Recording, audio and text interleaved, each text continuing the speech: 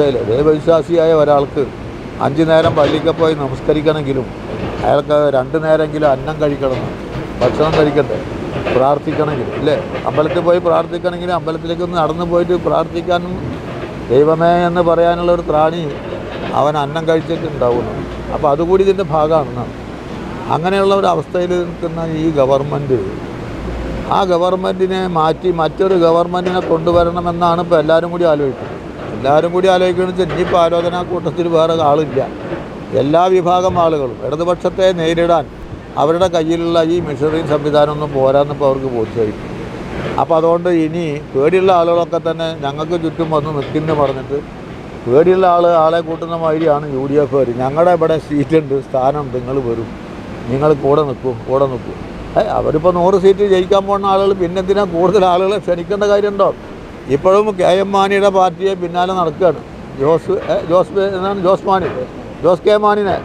എന്നിട്ട് ജോസ് കെ മാണിനെ പറയാണ്, നിങ്ങൾ വിളിച്ചോന്ന് അദ്ദേഹം ചോദിക്കാനില്ല, വിളിച്ചിട്ടില്ല, ഞങ്ങളില്ല, അങ്ങോട്ട് വരുന്നില്ല എന്ന് നിരന്തരമായി പറഞ്ഞിട്ടും പിന്നെ പിന്നാലെ നടക്കണതിനാ 100 സീറ്റ് ഡെപ്പോസിറ്റായിട്ട് കണക്കാക്കുന്ന ഒരു മുന്നണിക്കാർക്ക് പിന്നെ ഇതിന് ആളെ കൂട്ടാൻ നടക്കണമെന്ന് നടക്കും.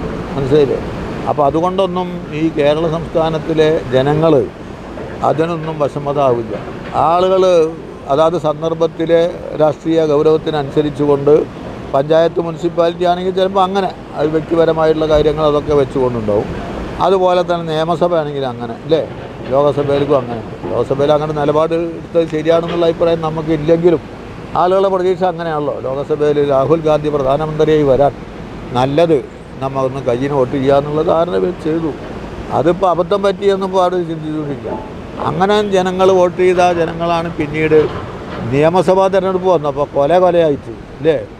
അസംബ്ലി ഇലക്ഷനിൽ ഇങ്ങോട്ട് വോട്ട് ചെയ്തല്ലോ. ലോകസഭയിൽ 19 സീറ്റ് കിട്ടിയെന്ന് പറഞ്ഞിട്ട് സ്വപ്നം കണ്ട് നടക്കായിരുന്നു. മന്ത്രിമാരെ നിശ്ചയിച്ചു, പേഴ്സണൽ സ്റ്റാഫിൽ ആളുകളെ നിശ്ചയിച്ചു അല്ലേ? അവരുടെ മന്ത്രിയുടെ ഡ്രൈവർ ആരാവണമെന്ന് നിശ്ചയിച്ചു. അങ്ങനെയൊക്കെയുള്ള എല്ലാം നിശ്ചയം കഴിഞ്ഞാണ്. ആ നിശ്ചയിക്കാൻ കാരണം ലോകസഭയിൽ അവർക്ക് മെജോറിറ്റി കിട്ടിയെന്നാണ്. അങ്ങനെയുള്ളൊരു അനുഭവമാണല്ലോ കേരളത്തിൽ പിന്നീട് 20 വന്നപ്പോൾ അല്ലേ?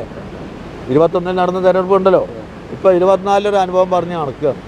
ആ 24 അനുഭവം മറിച്ചല്ല, 21 കൂടുതൽ. ബഹുമാനപ്പെട്ട മുഖ്യമന്ത്രി പറഞ്ഞിട്ടുണ്ട്, ഞങ്ങൾക്ക് അന്നത്തിനേക്കാൾ കൂടുതൽ സീറ്റും വോട്ടും കിട്ടും, ജനങ്ങൾ ഇടതുപക്ഷ ജനാധിപത്യ മുന്നണിക്കൊപ്പമാണ് എന്ന ആത്മവിശ്വാസമാണ് ഞങ്ങൾക്കുള്ളത്.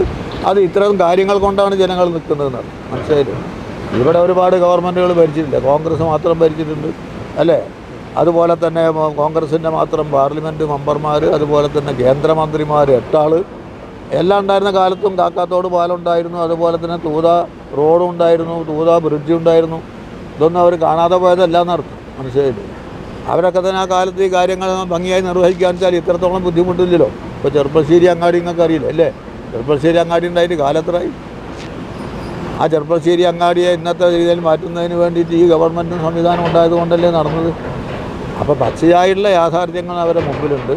ആ യാഥാർത്ഥ്യങ്ങൾ വെച്ചുകൊണ്ട് ഈ ഗവൺമെൻറ് തന്നെ തുടരണമെന്ന് ജനങ്ങൾ ആഗ്രഹിക്കുന്നുണ്ട്. ആ ആഗ്രഹത്തിന് പുകമറ സൃഷ്ടിക്കാനും തടയണ നിർമ്മിച്ചുകൊണ്ട് തടഞ്ഞു നിർത്താനൊന്നും ഒരു ശക്തിക്കും ആവില്ല എന്ന ആത്മവിശ്വാസത്തിലാണ് ഞങ്ങൾ മുന്നോട്ട് പോകുന്നത്.